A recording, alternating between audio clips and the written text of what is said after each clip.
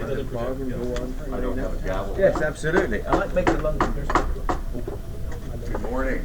Good morning. Everybody had a good sleep and all of that.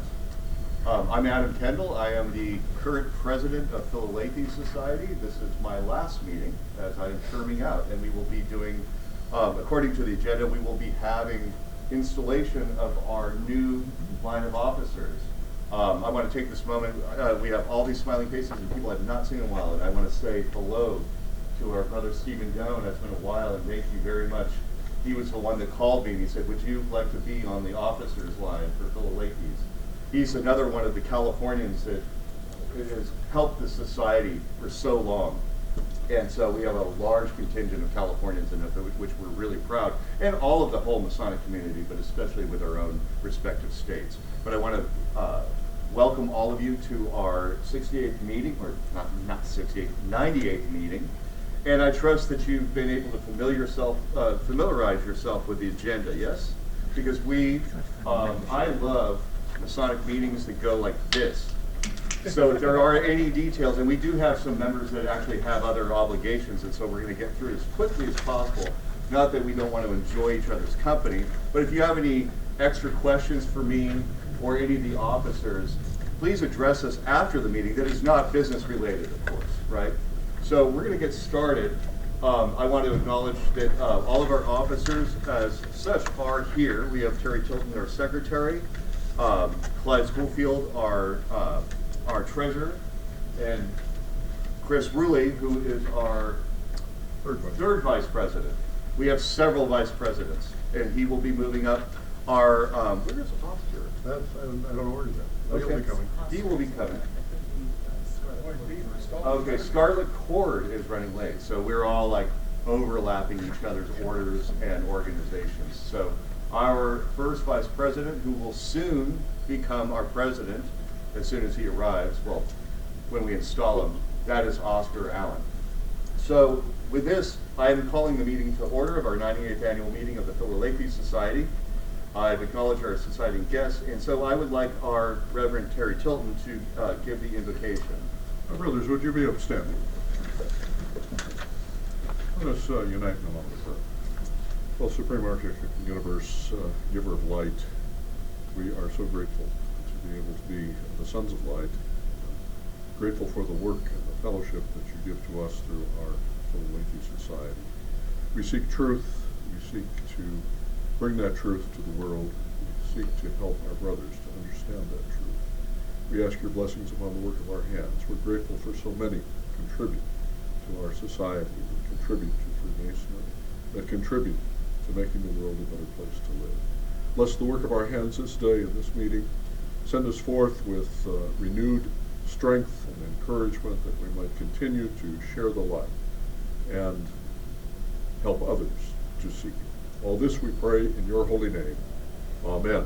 So mote it be. Thank you. Have a seat, and may I remind all of the attendees to silence your phones. I always say that, and then I realize I'm the one that didn't turn my phone on. So I'm going to sit down here, but as outgoing president, we're going to have a motion for the adoption of the agenda. Everybody has read? Okay. It's been moved that we adopt the agenda. And we have a motion and a second to adopt the agenda. All those in favor? Aye. That is unanimous. It is adopted. So we're going to make a motion for the adoption of the minutes of the annual meeting of 2025, and that is attached. If you've had a chance to. Okay, we have a motion. Well, since I wrote it, I don't even know if I had to put a second to it. I'm sorry? He seconded it. Okay, so it's been regularly moved and seconded that the minutes for the annual meeting of February 2025 be adopted. All those in favor? Aye. All right, it is passed.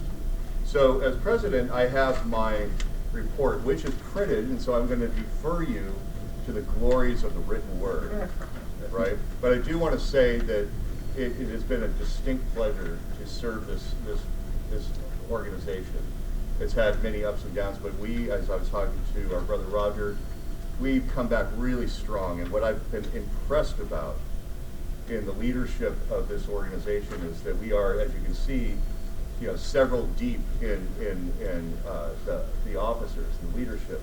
So nothing gets past anybody without the fine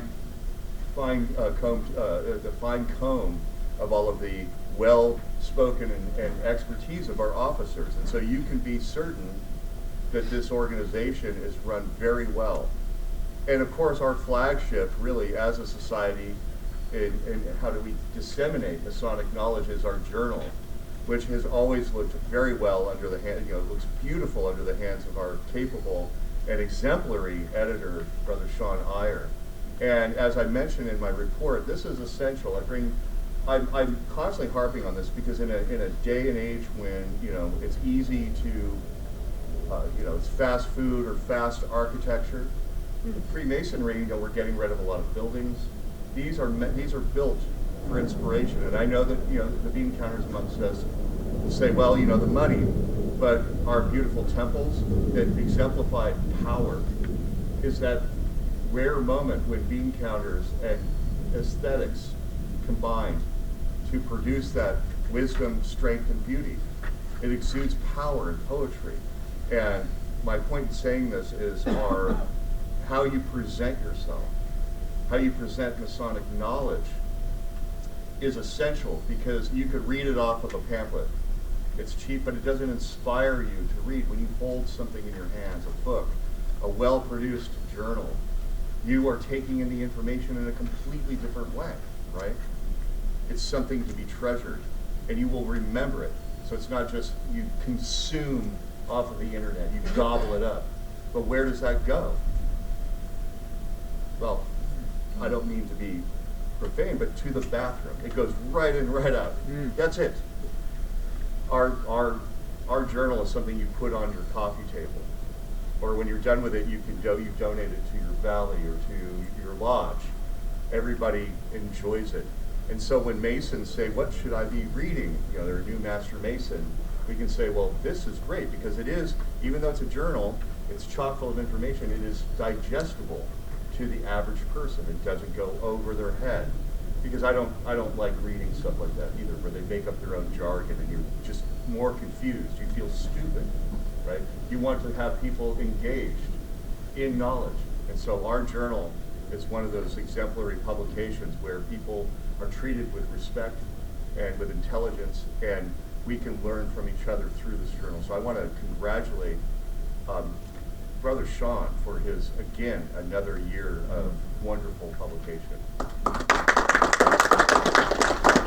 Because without his efforts, we couldn't be doing what we're doing.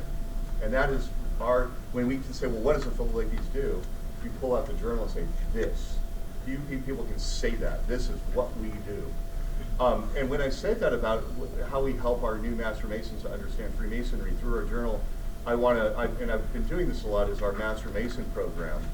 When you look at, it's basically where your lodge can buy, it depends, it's a sliding scale of cost, but for 15 members, I believe, or 20? That's 50 members. Yeah, 50 members, you pay like $250. That is entirely affordable for every lodge. And when you think about that 50 members, that's the average size of most lodges now, right? So when you have new Master Masons that say, what should I be reading? Well, you can say, well, you can buy all of your members this subscription, and it's electronic, right? So most of the younger folk, I suppose, want the PDFs, right? Well, it's legitimate. And so they can have it on their tablets and whatnot. So that's something to consider. And that went over really well. Not many people 2 years ago at my annual communication understood it, but then this year I went, or this last year, and it's like they got it, and we were able to sell several of them or get people excited about it. Whether they did or not is a different story, but it made sense to them this time. And it's one of those things, as soon as we connected with them, it's like, well, how many people do you have in your lodge? Well, they have 12 that show up, and maybe about 50 to 100 say, this is what you have to do. Because they're always asking what we can do for Masonic education. Well, this is a good entryway. This is a good, easy way to do it. So consider that. You won't be disappointed. So that's my basic report. You can read more about it in this publication. We have the other officers' reports. Oscar is not here, so we will move on from him. We have our, I'm sorry? Third Vice President. Yes, our third Vice President. Would you have a report? Anything to report? I don't have anything to report, but I do want to recognize that today, as we go through the election process today, I do recognize, I'm going to call him by his past grand title, as worshipful brother, Terry Tilton, past Grand Master, as well as fellow of the Society and Secretary, who will be stepping out of the secretarial duties. Terry, I'm dedicating my report to you because of all the work that you've done, the decades, let's be clear, decades. While some of us weren't even Masons yet, you were trying to get corralling these other guys in this room, or not here, but perhaps around the DC area, to print these reports, to get things published, to get things moving, and to really serve as a foundation for the society. And sir, I thank you for all you've done. And I'm sure there will be other people who will bring glad tidings and well wishes, but he is not leaving us because he will be serving in another capacity. But I'm very pleased that I had an opportunity to see you as secretary during my time at the society. Thank you, sir. That's the end of it. I want to echo that. Terry has been a rock, and when I first came on board, we had Terry and Steve, who were, these organizations don't survive without the capabilities of these dedicated brothers. And so if you find yourself so dedicated, I'm in awe of it because I don't have those sort of kind of organizational skills in the same way. So I have a different skill set to bring, but I always love, in Masonry especially, we find individuals like this where if it weren't for them, I don't know what we'd be doing, right? I'm a little bit more of a dreamer and aesthete. And so having the nuts and bolts, and that really helps. And Terry, I want to thank you. You know, whenever I've called, you answer the phone, give me good advice, and I really appreciate your efforts. And we've also been very lucky, you know, when we've had our officers retire, that somehow we do find other capable folks. You know, it was a huge blow when Steve retired, but then we had Brother Clyde, who is a, you know, walking algorithm. That's right. I say that with great love. I'm going to think about that. But your command of everything, and so when we get these emails, there's like 8 emails all at once, and they're all from Clyde, and you're like, whoa! But you have to read them because Clyde is, if anything, is thorough. No, and I'm not messing with you because normally when I get 8 emails from somebody, I'm like, somebody is like, oh my gosh. But Clyde has something to say, and you should read it because it's very thorough, because you know you're in good hands. When your treasurer has all of these emails, it's good because you know, and I'm conveying this to you only half jokingly, to know that the society itself is in great shape. And when you have that sort of commitment to the numbers, you know that everything is transparent, you know where things are going, and you can be safe and secure knowing that your support is not being thrown away, that this is a society that will continue. Again, we've had our ups and downs, but we still survive. You know, it does still stand, you know, this great column. So I'm happy when I look at it, you know, and look at this, the health of this society. I know that there's a lot of things on the wane, but we should be the ones to, because it is an intellectual process, or it is an intellectual product, we know that we do have some longevity. And so getting the word out that there are lots of different Masonic organizations or research societies. Never think that they are competitors. They actually overlap each other. And indeed, if you look at their leadership, you'll see all of the same members, right? But they all have their own personalities, their own histories. Philalethes is part of that backbone of a lot of these organizations. It's one of the oldest, and so it therefore supports the others. So supporting us also supports them, and it gives us a sort of, you know, broader spectrum by which we can educate ourselves and our brothers. Hey, my brother, there is our good brother Oscar, who will soon be placed amongst that starry firmament. Yeah, all right. Well, we're basking in it. Yes, absolutely. Go ahead, Terry. Do you have anything you'd like to say? You're technically ahead of me in terms of reports. You're doing okay? All right. I just want to express how much gratitude I have for the honor of being able to serve the society. I came at a very pivotal point in the life of the society when we knew that we had to make some significant transitions, having had an editor, Nelson King, for 14 years. And he had helped to drive the society to its highest membership of over 3,000 in the 1990s, and unfortunately helped to drive it into some serious issues as life went on. His health was not good the last couple of years, and ultimately he did retire. We had to choose what direction the society would go. How would we broaden our base? How would we bring back the respect that the society had once had? Once upon a time, here at AMD Week, the largest banquet was the Philalethes Society banquet. The last time when I first came into Philalethes, I spoke to a group of 260 at that banquet. We also, once upon a time, gave 2 full days of Masonic education and brought in individuals for AMD Week. Those are the glory days, and we probably cannot recreate those. But we've tried to build a foundation based upon transparency, based upon quality, based upon our respect for you and a desire that Masonic light is what every Mason should seek. Every Mason, well, maybe not every Mason, but many Masons have the opportunity to share the light if they will take the time, and we can assist them. And we have brought on people like Sean Iyer, who has been now our editor for the past, well, he came in 2009.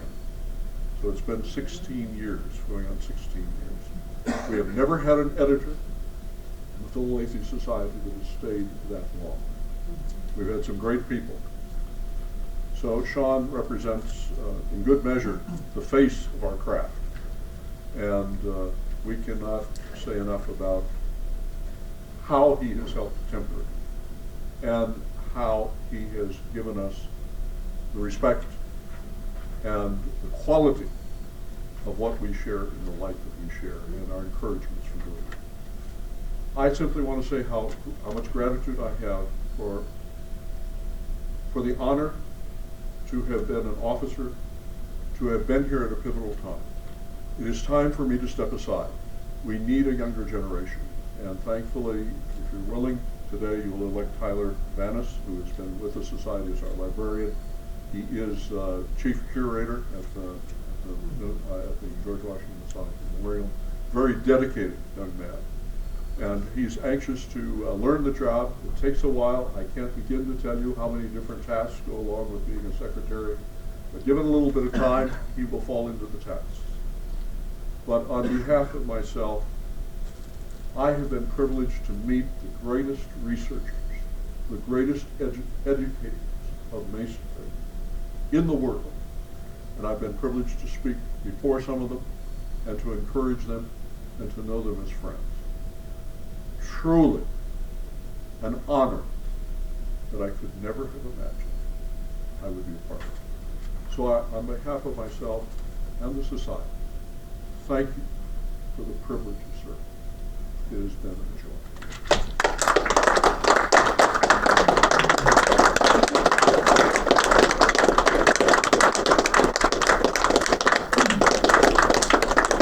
We got a meeting to conduct. Come on. Terry, you've done an outstanding job. We cannot thank you enough. I'm sincere in that. Thank you. Brother Oscar, would you like to give a report? Do you have one to give? Greetings. Morning. Great. One of the interesting things about being one of the vice presidents, while they ask you to do a report, they really don't require you to do much, with the exception of making sure you represent the organization and support the president in all of his daily vocations. So I endeavored to make sure that whatever Adam did, Adam looked splendid and fantastic in doing so. Nonetheless, as our editor and others always mention, one of the goals and duties as being any board member is to adequately and properly, responsibly represent the organization and ensure that people truly understand the benefits of Philalethes. So by being me and doing what I do with respect to education and spread of Masonic light and knowledge, try to always make sure that folks understand the Philalethes Society and why there's a significant and tremendous benefit by hopefully procuring and obtaining membership in it. So my report shall be brief, but just essentially re-emphasizing the realities of why we really should focus on our membership and illustrate the value that we bring to the table by being good examples of that to aspire to. Thank you, Brother Oscar. Now, with Clyde, we have our treasurer's report. Oh, Sean, I'm sorry. Sean, do you have your report? Sure. We've been talking about you all day. The least interesting of all Masonic topics. So, okay, well, we'll have a contest. So, thank you everyone for the kind words.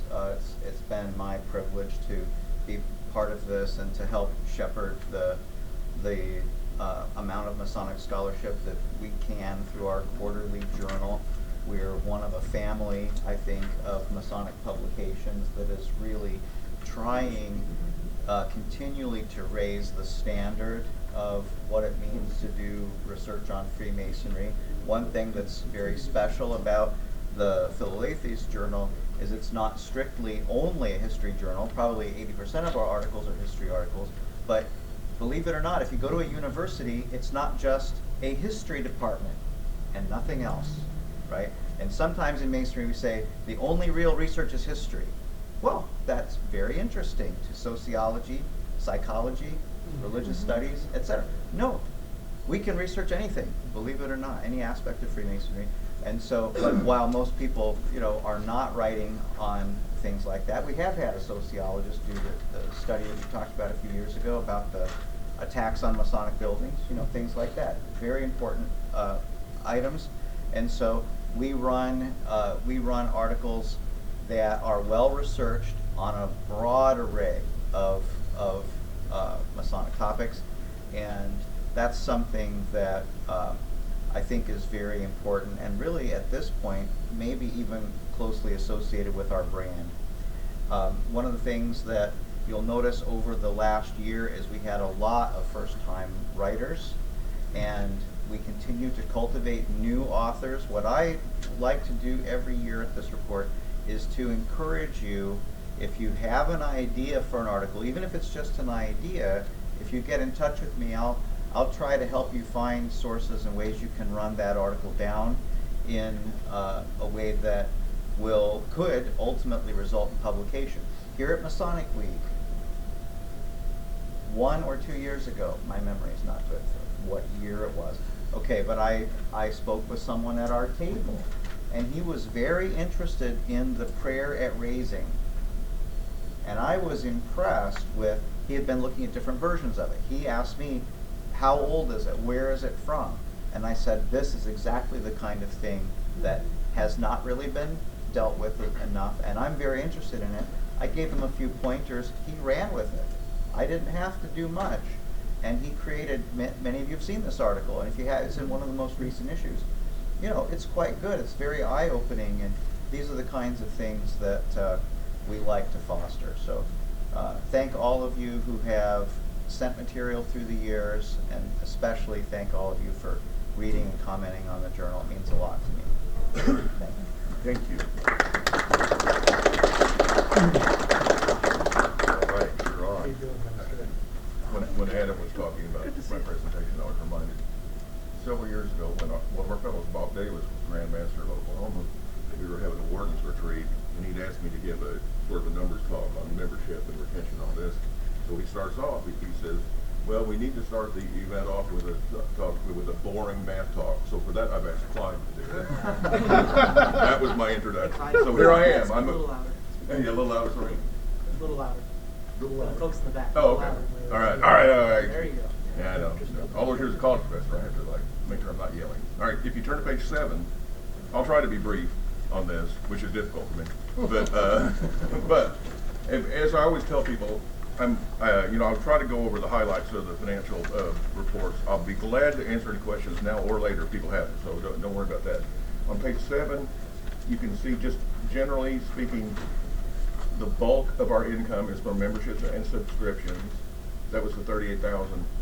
That lodge subscription is what Adam was talking about, where the groups will pay $5 per member of their organization, and they'll receive the PDF copy of the journal. And you can see, I mean, we still need to encourage that because we don't get a lot of revenue from that. You know, not that we need to live on that, but that's also a proxy of telling you how many people are doing it. When you see that we only had $1,000 in revenue on that. And as far as the expenses go, they're sort of divided into 3 categories. The administrative expenses, you can see as you go about 2/3 way down the road, down the page, was about $8,100. That's essentially, if we had doors, that's what it costs to keep the doors open. You know, I mean, that's what it's just cost to run the organization, and that's kind of what's expected. Next, we have conference expenses, and so they're sort of broken into 3 categories. We have the annual meeting, which is this, so there are expenses to get people here and printing and those kind of things. There's expenses for the Conference of Grand Masters, because we always sponsor an event at the Conference of Grand Masters and our offers of scope, so that's an expense. And then there's a bit for other conferences, and so that's $4,500 was for conference expenses. And then when you get to the back page, we're not trying to hide it, but that's what you get to the back page, the journal expenses are about $30,000 a year. It costs us about $7,500 per issue. That's sort of a ballpark figure. And so you can see, actually, we essentially broke even on operating revenue and operating expenses last year, which is fine. I mean, we're okay. And now, the good news is, we do have investments, and of course the market was up last year, so we had about $27,000 in income from our investments, and so that's where the net income's coming from. I mean, as an operating organization, we're about breaking even. And it's thankfully we had investments, which it'll keep us solid. Any questions on that? Because I can then go to 9 on our balance sheet. Those are the assets we have, and you can see it's about $190,000, and the bulk of that is invested in an exchange traded fund. I mean, that's kind of the those people who do investing, we're sort of using the Warren Buffett rule. You put 90% of it in an ETF, put 10% in cash. I mean, and just, we live with the market. And that's why we had a good year, because it was just in a broad-based exchange traded fund. Now we do have, if you notice on the liabilities, we really don't have liabilities in the sense that we owe anybody any money. But one thing to point out there, on that long-term liabilities on the life memberships, we do segregate, when people do pay us, which is now $1,500 for a life membership, we segregate that money so at least we know it exists. It's not in a separate account, but we do have a line item on our balance sheet, so we keep track of people when we do have life members who pay. So I want people, if they buy a life member, it's not going to pay the light bill or anything like that. It's actually, we set it aside, and we're going to live off that income from then on. So any quick questions about that? All right, now for the very cryptic report. On page, I guess it's page 10. This is the one you have to turn on the side. This is our membership report. Yeah. I know. I'm not even sure the officers are used to this by now, but I've been doing this for a couple of years. It's an odd report when you look at it. But this is our membership report, and it sort of divides, nothing personal, that we divide domestic and international members into 2 groups, but they receive different benefits. Our domestic, which is in the United States, they receive physical copies of the journal. Our international members do not. They receive electronic copies. That's why we have to separate it in our charts. And you can see they're broken down by when their subscriptions expire. That's just so we can keep track. We sort of have each group as they come through every 3 months and expiring, and then we have to also send them renewal notices. And you'll also notice, if you're really reading this, as you get down towards the bottom, you think, hey, there's a big gap between some of those years. I mean, as it gets down to the bottom of that top chart, it gets out to 2030. That's because we've begun selling 5-year memberships. And we had a lot of people, particularly institutions, that said, we're getting tired of having to write you a check for $60 every year. Can you kind of pull that together? So we said, okay, fine, we'll offer a 5-year membership, which is really just 5 times 60. So you know, it's not a discount, but you do get, it's guaranteed for the 5 years, whatever our dues end up being. And we've had a lot of people who have done that, individuals too. I mean, so many of the libraries that we've had are doing it. They said, "Oh, we'll send you the $300," and you know, anyway. So that's why that's there. Now we do have then that middle group. I called it. I know this sounds kind of bad. I call it domestic non-dues payers. Those are our life members and fellows and people from whom we don't collect annual dues. And you'll notice, I mean, if you start looking at the totals, if you add the left and the right on the top two, our total dues paying members, so to speak, would be 538, and our total non-dues paying members is 559. So it's roughly about the same. And I always emphasize this when we're talking with the officers. We got to be careful. We have a lot of members, and it's not a problem, but we got to always keep in mind we have a lot of members for whom we do not receive current income. You know, I mean, that's what the life memberships are for. You know, that fund is for. But we always need to sort of keep track of that. And then the one thing that I always emphasize, those bottom two charts. The one on the right is really just a continuation of the one on the left. But these are expired memberships who did not renew. And this is something we got to keep track. We got to keep on these people over and over. We send when somebody, anybody in here who's ever kind of gotten behind on your dues, know you get like 4 renewal notices from us over the course of 12 months. About every 3 months, even if you didn't respond, we ask you again, and we ask you again and say, hey, you know, we'd really like to have you back. But you can see there's some people. It's sort of 30 to 40 or so with each issue that we do not recapture. You know, they leave. Now we get new members all the time too, so it's sort of a wash. But the point I'm always trying to make with the folks is think about what our total membership would be like if we didn't lose all those members. You know, besides getting the new members, we still were able to retain those. And I'm not saying we're doing anything wrong by not retaining them, but it's just it's a tough thing to do. And then and that. The budget's the next item, right? So, do I need to move the adoption of my report, or is it? We'll do it as a final motion for everything. Oh, okay. You want to talk about budget now? Yes. Okay. So the budget is on page 11 and 12. It is. I've been treasurer and administrator for organizations, a lot of them for the last 40 years, and I always tell people, whenever I'm drawing up budgets, I'm always too conservative on the revenue and too free spending on the expenses. I mean, I always tend to underestimate the income and overestimate the expenses, just because this sort of gives you the worst case scenario. I mean, essentially, it says, well, I give you the budget. It's like, this is as bad as it could get, and because you can see our revenue, you know, we put in an estimate of $30,000, which is reasonable. If you actually look at how many members we have and if they all paid. You know, that's what it would be, which is less than what we had this year, okay? So it's estimating $35,000 total revenue. The administrative costs are almost fixed. You can see that really doesn't change. Same thing with the going to the conferences, and the journal expenses are roughly $30,000, like we said. It's about $7,500. It does project an operating loss of $13,500. And that's, like I said, I'm being way too conservative on the income and a bit too free spending on the expenses. So I don't anticipate a problem. If you look down below that, where it talks about the income from investments, that, you know, who knows what the market's going to do. That $7,000 estimate is that's 4% of the amount of money we have to invest. So it was like, that seemed like a reasonable thing to just put down. That, you know, we don't know what's going to happen, but if we just get 4%. That's what we would have. And so, you know, you can see it would project a loss of a few $1,000s. I don't think that's going to happen, but it's, I just want people to, you know, be prepared that sort of the thing. And we talked about, you know, we have enough reserves, you know, and the thing is, I think I said this last year, you know, there's no problem we have that 100 new members wouldn't cure. You know, I mean, honest to God, I mean, it's not like, there's nothing that, we're fine financially. If we had like maybe 100 new members, which isn't that big, we got 1,000 now. You know, get an extra 100, kaboom. You know, then then we'd never project a deficit or anything like that. So Because like I said, 100 new members will be paying us $60 each. So that's 6,000. Anyway, I'm rambling now. I'm sorry. But that's the budget. I'll answer any questions if people have them. If you would make a motion, Oh, and then we'll. there you go. So I move the adoption of the treasurer's report and the budget. Second.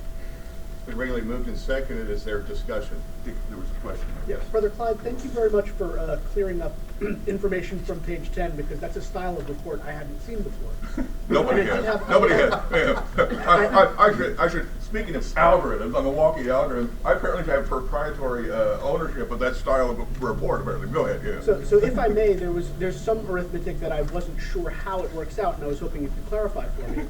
I understand now that the way that you are looking at the column, let's say on the domestic side, under members, is talking about which memberships would expire. That's in their certain expiration years, date. right? That's exactly right. So what and you are also pointing out that there is a new style of membership which is 5 years in duration. That's why there's the gap there. So one of the things I'm trying to understand is looking at a number. Let's say that there's 3 members in the 2030 projection. There you go.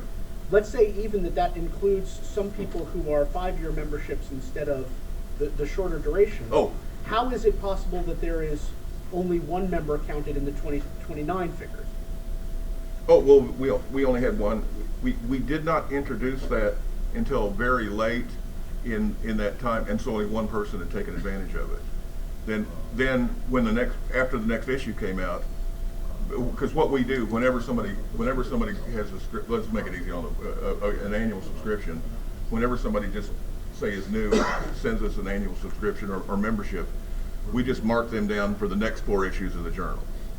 And so what happened when we decided we're going to offer a 5-year membership, only one person took advantage of that until we had come out with the next issue. So all the new guys were pushed into the next group. Does that make sense? These are the numbers. Yeah, again, these are the last issues that these people will receive. So there's one person who will expire at the end of 2029. There's 3 people who will expire at the end of March of 2030. But then wouldn't they still be members in 2029? Oh, this is the number of people who expire with that issue. Okay, it's not the number of people who It's not the number of people who get that issue. Yeah, it's not a cumulative number. It's the number of people It's the number of who people who will expire with that Perfect, issue. thank you. Okay. There you go. That's the question. Yeah. Go, please. Yeah. Brother, so what you're seeing on page 10 is not just some interesting funky math that Clyde figured out. Look, I'm a statistician by trade. I can do plus or minus some strange sort of accounting. But what the intent is, I think people don't realize is, unlike other Masonic organizations where you go, here's $60 and I'm a member for a year. We don't do that here at the Philalethes. We go, here's your whatever, $60, $70, and we're going to lock you in for 4 issues. So this is not a yearly, what he's doing is, this guy came in March and purchased 4 copies. So he's looking at what's happening in March and then the next 4 issues. So this accounting is not an annual accrual. This is based on when they became, when they ordered their 4 editions and then how many of those expire over time. And that's how we're doing it, because one of the issues we get is you pay your membership and you've seen it in other organizations. Hey, where's my book? It's been a year. I haven't got my book yet. So for us, we're doing, rather than waiting, you get a year membership and hopefully within that year you get your stuff, we're going to say we're locking you in. When you get it, you will get 4 copies. Regardless of when it comes out, you will get your 4 copies. And so that's the math that Clyde's doing over here. I hope that helps understand what we were doing. During this process, by the way, one of the things we also did was we went through the roles and said, well, there's a lot of organizations, institutions, lodges, libraries, research societies, whatever, that we kept sending them editions. We kept sending them issues. We haven't heard from them in years. At least one of them, not even in a decade. So we thought, we should probably reach out to these folks and see, do they want these editions? Do they want these issues? And some of them came back and said, well, thanks, but we didn't, we don't really care. So we're saving costs by reaching out to folks and saying, do you even want these editions? One of the other things we're doing is a lot of researchers now are moving digital. And so what we're doing is, you're going to get a paper edition, but some folks will say, well, Chris, I appreciate it, but I'll just take the PDF, and you can save the money for printing. I'd rather much have the PDF. So what you're noticing is we're trying to make things flexible for our members. Does anyone have a question on that? I'll shut up now. Well, no, I was gonna say, I can not Please clarify do. what you said, but I'll extend what you just said. Add in. If you're still on the membership, two things. That was one reason, as Chris mentioned, on the top left grouping, where volume 82, number 4, it shows 19 subscribers that expire at the end of 2029. How that happened is, as Chris was saying, we used to have a number of libraries and institutions where we just sent a free copy to them every time. And then we pared that down and we wrote them a letter and we said, look, we're thrilled to send you a free copy. We're glad to do it, and we're going to do it for the next 5 years. Then after that, we're going to send you a subscription notice. And so that's why there's that big bulk of people right there at that 2029, because those are the people we said, look, 5 years, you get a freebie, but then you're going to have to start paying. And nobody's called back complaining. We actually had one group that went in and paid early. They said, thank you very much. We're paying you now. And then as Chris mentioned too, if you go to the middle one there, that it's kind of divided up kind of oddly, but that's exactly what happened. We contacted all of our life members and said, look, we're thrilled you're a life member. Do you really want a physical copy, or is an electronic copy just okay with you? And the ones that responded said, I really want a physical copy. That's the 186 of them. And then the ones that said, email's fine with me. Just send me an email PDF. That was 159. And then we had 97 people who didn't respond, and we had, they don't get anything. I mean, if you're not going to respond, it's sort of like, look, we're willing to send you I'm preaching the choir now, but we're telling the life members, we're willing to send you your issue, but if you don't tell us, this and that. We had some mail come back. We had one that had been going to some lodge, and the lodge hadn't been in that building for the last 20 years. And it looked like it's an apartment building. So somebody's been putting our magazine on their coffee table for the last 20 years, and it's not the people that pay for it. Well, if that makes Masons, I'll take it. Yeah. But so, okay, I'm sorry for going on. I'll quit there in case if there's more We have a questions. motion on the floor. There's been discussion, so I think there's one more. I think there's other. Yes. Just a couple of fast questions on the budget. You're showing more than doubling of the expenses for the annual meeting. Is there a reason for that? Do we have the people that are going to be compensated or covered? The reason is simply this: it's a year of transition, and I needed to drive 9 boxes of our records to Washington D.C. from Minnesota. So there's additional expense in getting here. If we tried to mail it, it would be out of this world of fun. And so I've personally delivered it to what I believe will be the new secretary. So those expenses are included in here. All right. And it normally wouldn't be. Normally it wouldn't be that expensive, but it's a transition year because of that. And it was the only way to get them here, as you can imagine. No, that's perfectly understandable. On the investment side, do you really think that it is reasonable to expect that we would drop from a 14, almost 15% this last year down to actually under 3% by my calculation? Well, the 4% came off of just the investment part, but I think that's a prudent budget. 2.85. I mean, remember, the budget was made as a motion, and you can amend the budget if you choose to. I would vote against raising that, but. Well, it's just you being very, very conservative, that's fine. It's a very conservative I think revenue. it's a little too conservative. I think you probably will at least balance out. I don't think we're gonna have a $6,000 loss. And when we're here next year, I'll shake your hand when that's true. But we just want to be conservative in the attempt was just basically Clyde making a conservative figure. No, as long as that's what it was, that's fine. Yes, sir. Okay. Sir, you had multiple questions. Do you have any others? No, I had 2. Thank you so much. It's been regularly moved and seconded. All those in favor? Aye. Great. The budget has been adopted. Thank you very much for your attention. All right. So we now have we notice the report of the Dean of Fellows. Well, we have, there currently is not an individual that is named as dean. Michael Paul had asked to resign from that position back in July. We had not filled it since then. It is anticipated that I will probably,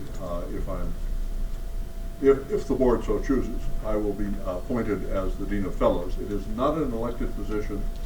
It is an appointed position, but the dean does sit at the board of trustees, at the trustees table or executive board table. And so that allows for a little bit of continuity of some of my knowledge to go forward, but also to work with the fellows. We have had, I always print in here the information about who are the current fellows, what is their status, have there been any deaths? And if you take a look on page, get down to the page here, page 13 and 14, you will indicate on page 14, during this last year, we've had 2 deaths of fellows, John Belton and Dick Fletcher. And we try to keep a running log of those. As they die, or as we have deaths of the fellows, there's an opening. As I've mentioned to many people, they've asked, well, why do you have fellows? Why were we set up this way? We were set up after the French Academy, which always had 40 fellows to run the academy. The original intent of our founders was that there would be 40 fellows with particular skills in Masonic education and research or contributions to Masonry that would guide the organization. And so we've continued that, and currently we have 3 openings. At least 1 or 2 will be filled this coming year, but we generally have 1 opening at one time or another most years. It is unusual for us to fill 5 openings at the same time, but the only way openings happen is by death. Now, individuals may choose to take an emeritus status, and we have a number of people that are in their 80s and 90s who no longer do active Masonic research. And so 8 years ago, the board decided we will allow an emeritus status as a fellow if an individual chooses to take it.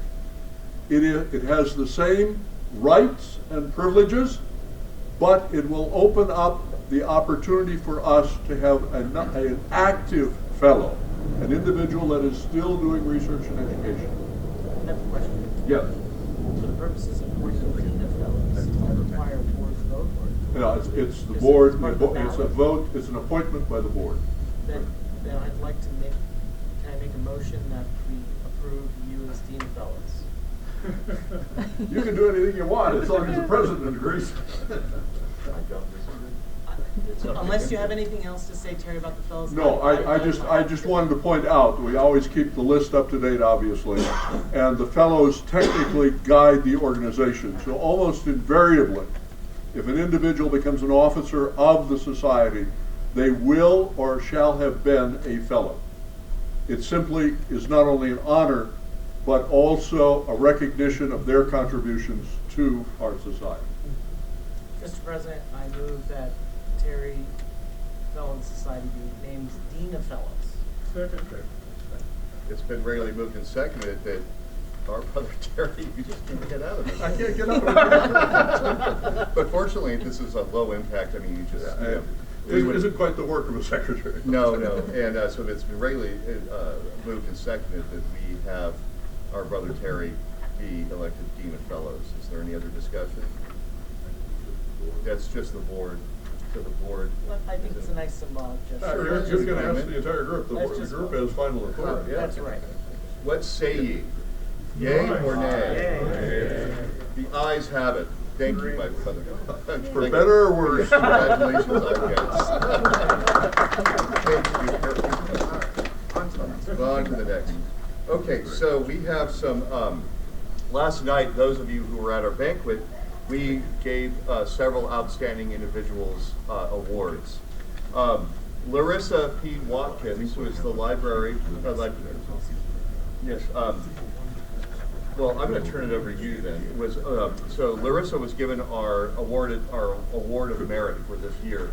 Chris is going to speak about her. I think with the exception of, I see Dr. Brent Morris back there. Hi, Brent. I think with the exception of Brent Morris, who may rival me in terms of his age, in terms of knowing Larissa, I wanted to, because she's not here today, and she would never be in the public limelight, if you know Larissa. She doesn't take a photograph. I don't know what's going to happen. I don't know how I'm going to present this the certificate to her because she's never going to accept the photograph. But anyway, Larissa Watkins is the librarian at the House of the Temple. If any of you visited the House of the Temple, she's, yay high. She speaks with a Russian accent, and she knows how to dismantle an ICBM. I mean, that's how smart this woman is. If you've ever called Larissa, you know that if she does not know the answer, which is very rare, she will find the person to get that answer for you, and she will do it promptly. And she will do it respectfully. She will send you an email. She will go out of her way. We've never recognized her, unfortunately, in any other Masonic organization. But she's been there. She's been helping out. She's been contributing. And so she's amazing. Last year we recognized Dr. Heather Calloway. Or was it 2 years ago? Excuse me. 2 years ago, Dr. Heather Calloway. Heather is over here. She also worked with Larissa for a while. And so it's my pleasure to let you all know that Larissa Watkins was nominated, elected, and she has received, we'll be presenting the certificate and the jewel, which looks very similar to this, blue collar with jewel on behalf of our organization. And so if you ever call her and if you meet her, please let her know and extend your congratulations to her as well, if you do plan to call and reach out. And if you're ever back in DC, make sure to stop by House of the Temple. Thank you. Thank you.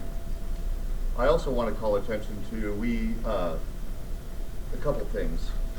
Last night we awarded 2 new fellowships to Dr. Clyde Schoolfield, which is here, and also our brother Tyler E. Vanis, who is likely going to be our new secretary. But what we didn't do last night was give you your fellow's certificate. Now it can be proved. Thank you. Thank you, my brother. I also want to call attention that a couple of years ago I had the pleasure when I was, you want to take a picture? I don't need it. Hold the. I mentioned we do a lot of overlapping with our societies, and I'm also a member of another research organization, and I was at the lodge meeting for it, and I had a great pleasure to present in person a fellowship to our brother Martin Fox, who was our speaker last night. So I just want to recognize you, and this is one of the first times I think you've attended this meeting, so I want to bring attention to that as a recent fellow. But it was such a pleasure to be able to bestow these awards on brothers, and that's one of the great pleasures as president, when I obviously will know a lot of these people, and to actually put my name on their certificate. It's not out of any kind of like, my name's on their certificate. It's the fact that I'm able to do it for them. It's such a joy to do. So thank you all for all your hard work, to all the fellows.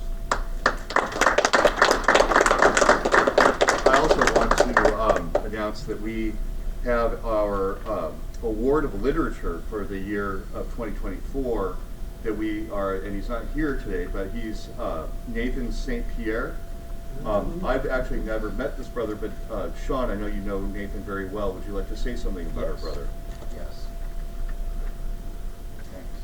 So, Nathan St. Pierre has been one of the most prolific authors in the journal probably over the last 5 years.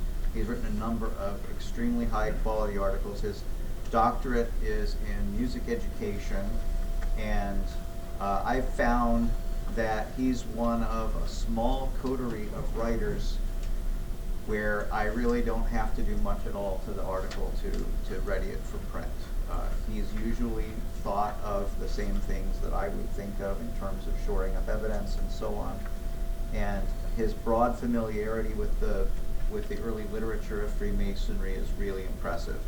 His most recent article that this award pertains to is about a Masonic song that I remember when he was a tour guide at the George Washington Masonic National Memorial, so he was one of my employees at one time. And I shared this song with him, and his imagination started running with it. He said, we have to write this up. Well, in the end, he got to write it up. I helped a little bit, just behind the scenes. But if you haven't read this article, check it out, because what you'll find, this was published in 1731. Obviously, the song is a little bit older. It's likely connected to Edward Oakley, who's the author of the second oldest surviving Masonic speech. And it is chock full of philosophical and esoteric hints and suggestions. So, at a time when many people will tell you there was no such thing, well, you pull out the song from 1731 and say, maybe you would like to explain this. Anyway, so Nathan did a great job and really deserves this honor. So, thank you, President Kennedy. And we have a certificate for him. Would you I'll take it be too. happy to and give him my regards, and hopefully someday we can meet face to face, and thank him for his wonderful work on behalf of all of us. Okay, so I'm sorry. Yep. So now we have, this is what we all came for, right? The election of officers for 2026. If So I can beg your indulgence, Mr. President, I'd like to have all of those that are members of the society raise their hand. This election, and I need to have you do that, I'll give you an election sheet. So if you're a member, and when I say member, understand that we have two different classes of membership in the society. There is the subscriber, that is an individual who may not be a Mason or may be an institution, can be a woman, can be a library, and or it can be a private individual, but they are not a Mason from a regular Grand Lodge in the United States.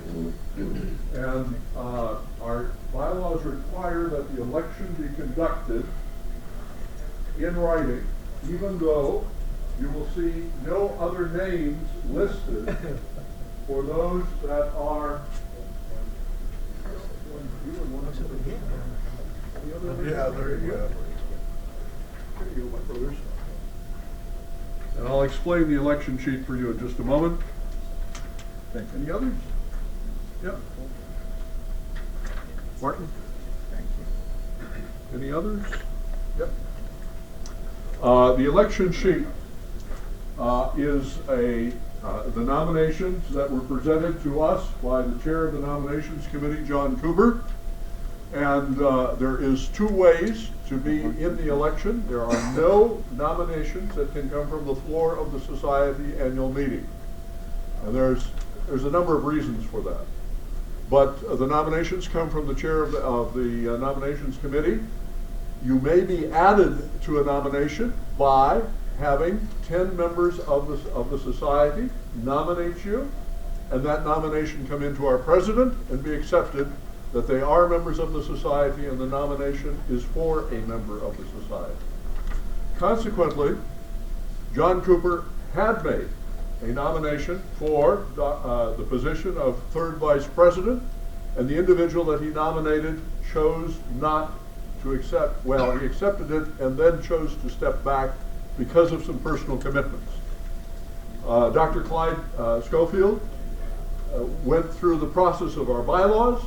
We got 10 names as a nomination, and they were sent into the president in time, and his name is on the nomination sheet. Every member of the society has a right to vote for the members, either yea or nay. If there's a majority that are nay, that individual is not elected, and the position remains vacant until it is appointed by the president after the close of the annual meeting. So, any questions that anyone has? How do I vote one way or the other? You can, at the bottom of the page, if you accept the slate, there's a check mark, and simply vote for the check mark. If there's an individual you do not vote for, you can choose that name and say, I choose not to vote for this individual. Okay? But this is the formal process. I think John needs another sheet. Need another sheet? No, I think John does. John. He's got it. Okay, that's right, filled one out wrong. All right. If you would be so kind, if there are no other questions, if you'd be so kind to simply fill out your sheet, but I do need to have the president appoint two people as steppers. You don't need a man. okay, as we're voting, please, may I ask that you observe the quorum for voting? And keep please, brothers, keep the sound down. You were. While we're waiting for the tellers to report, if I may take just a moment of personal privilege, I'm curious as to any ways that you believe we might be able to promote the society, and if what we might do to enlarge our outreach. We're open to any ideas. We're asking simply our members, obviously, to say something about the society. If you can man a table at Grand Lodge or a research event, we will send you the materials to put on that table. And as long as you can get somebody behind it that, in fact, can hand them out and explain a little bit about the society. It's not very complicated, but quite frankly, most of our memberships come from that one-on-one interaction across the table. So I just want to encourage you, if you're able to find places where we can do that. Many Grand Lodges have display tables set up for some organizations. You often need permission, but the point I'm making is we have the resources if you will take the time to help us to simply do a little bit of promotion. It makes all the difference in the world. Historically in the society, we have had about 22 to 25% of the members that join not re-up. Most organizations would say, oh, that's wonderful. But the reality is we have to replace that 20 or 25. It amounts to, as Clyde indicated to you, about 100 members a year. What's interesting is that at AMD Week here, we signed up 15 people. 18 people. So we need to do that. But we need your help in your jurisdiction. Where can we tell the story of Philalethes? And can you help us to do that? So don't hesitate to get in contact with the secretary or myself. I will do whatever I can. We have 3 individuals that work in the areas of the United States or North America. Tyler Vanis will be working here on the East Coast to help with the displays as the secretary. I'm in the Midwest out of Minnesota, and Adam is in California, and he has some of the materials there for the West Coast. So we'll do whatever we can to help coordinate that.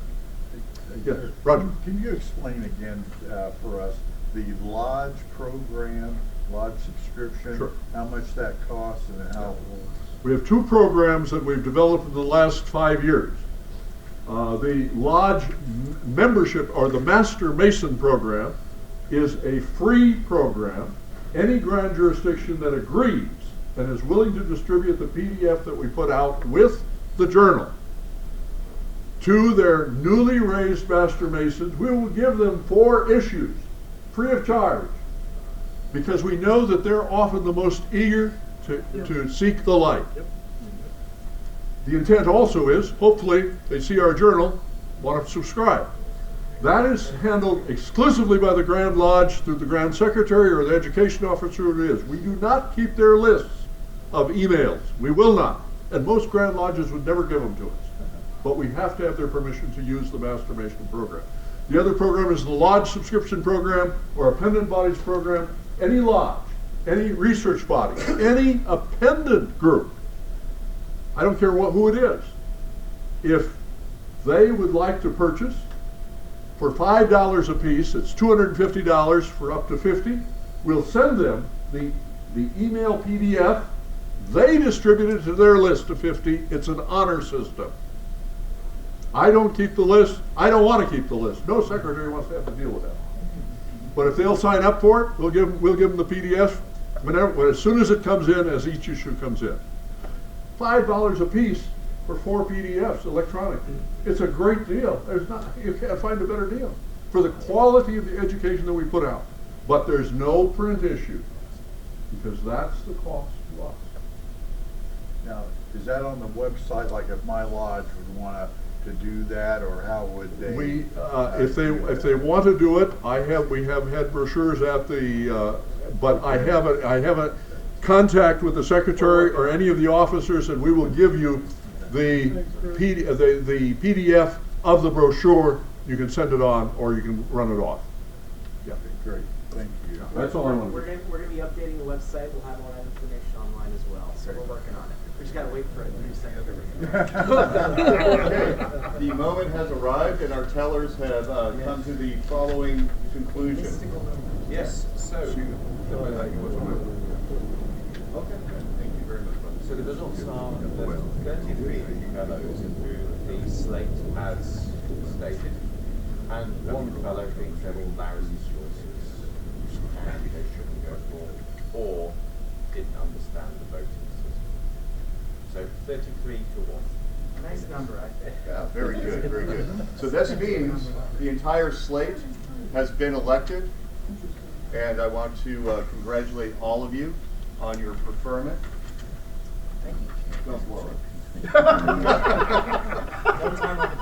Spoken like All an right, outgoing. so officers are to come forward for installation. Forgive me for, I'm going to stand here so I don't have my backs to the audience. Where's the camera? Oh, Lord, over there you go. Right there. Oh, look at one.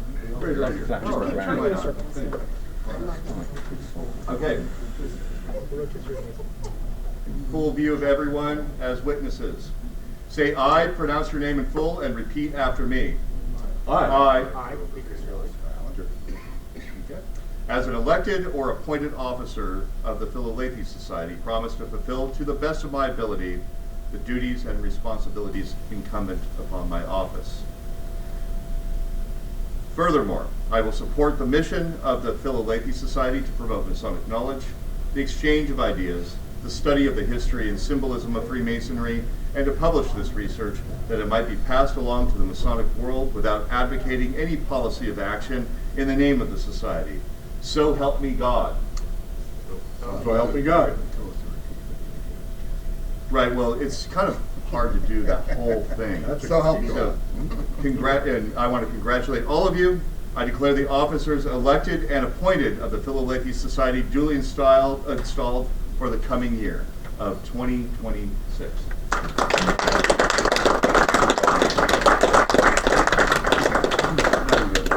Yeah. And this whole recitation is, they have to have agreed by assent, so even though they didn't repeat it in full, it's as if they did it. We need a motion to accept all the reports. So, in one of the final acts, the moment has come. I would like to have a motion to adopt all of the motions put before all the reports. All right. Okay, it's been regularly moved and seconded that all of the reports be adopted and spread full upon the minutes. All those in favor? Aye. All those opposed? All right, the ayes have it. It is so moved. Our next meeting will be AMD next year. Our next meeting, and be here, is here, well, yeah, likely here at this hotel, in 2027 for Masonic Week. So we hope to see you all here again. And I want to thank you all for coming, all of your support. And if you have any questions for any of the newly installed officers, we may do so after we close. And so yes, now I would like to turn it over to our newly installed president for his remarks and to take the meeting from here. Do all of the things my brother did. It's such a pleasure. Oscar and I have known each other for decades, and so it's such a joy to have you be my friend and brother, and now as my dear leader. That goes so many ways. Friends, colleagues, associates, et al., could you please rise and give our outgoing president a round of applause for it? Here, here.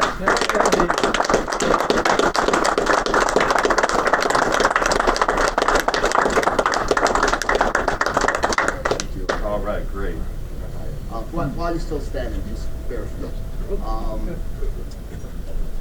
Over the last year, we've lost a number of members. Some of us remember certain names, others may not. But I think it's probably wise and appropriate that we just observe a moment of silence for all of our dearly departed members and those who support the Philalethes Society.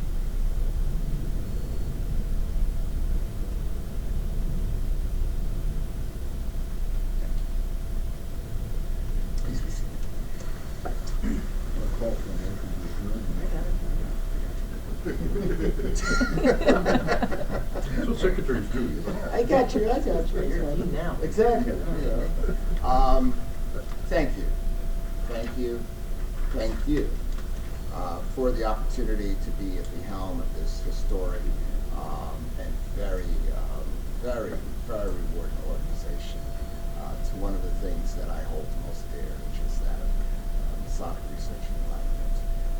I hope not to disappoint. I hope to inspire, and I aspire to inspire, and to hope that we at least see the next iteration of leadership and the mantle of responsibility for guiding our society be welcome and be enthusiastically received. So this is probably the shortest speech anyone has heard Oscar make. Exactly. That is historic. It's historic. So once again, I do thank you for the honor. I beg your patience and indulgence, and we remain open and transparent for any questions or concerns or opportunities or ideas we have. The mission, I should say, the vision within the next couple of years is really, as was articulated, focused on how we can build, maintain, retain, as well as structure our membership growth, continuing the great product that we have for this time, hopefully. And with that, the Secretary has advised me that I have to call a motion to adjourn. So moved. Second. Any discussion? No. It's been moved, seconded, that we adjourn the annual meeting of the Philalethes Society. All those in favor say aye. Aye. So moved. All those opposed?